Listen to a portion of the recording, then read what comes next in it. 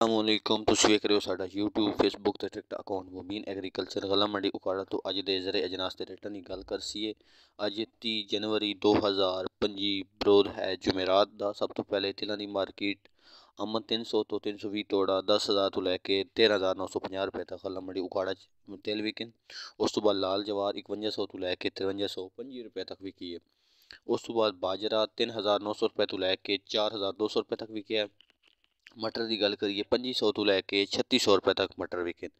सरों की गल करिए 60 तो 75 तोड़ा आमद 6600 तो लैके 69,900 रुपए तक दूसरा सरों विक गई है। सरों हाई वाला जोड़ा वो 6000 तो लैके 6300 रुपए। सरसों जी पीली है वो 8500 तक विकती पई है। मकई आमद जी है काफ़ी ज़्यादा भारी है। मकई आमद 500 तो लैके 550 बोरी रेट भारी मकई का जो 2950 तो लैके 3400 रुपए तक विके है। नई मकई की जी आमद है 14,000 तो लैके 14,500 बोरी रेट 3,000 तो लैके 3450-70 रुपए तक है। सफ़ेद मकई जी है 250 तो लैके 300 बोरी आमद रेट 2800 तो लैके 3300 रुपए। रवां 8,000 तो लैके 16,000 रुपए तक।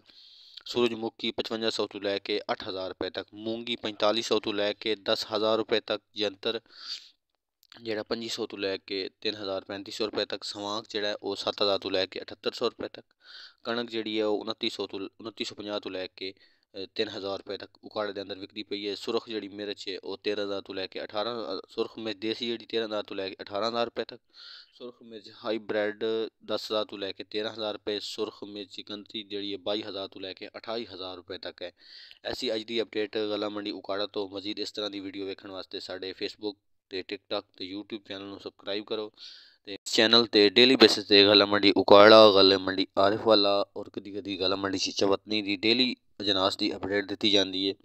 तमाम किसान वीरां नूं गुजारिश है पेज नूं फॉलो करो तो चैनल को सबसक्राइब करो ताकि तुहानूं डेली गला मंडी उकाड़ा आरिफ वाला की अपडेट हासिल हो सके।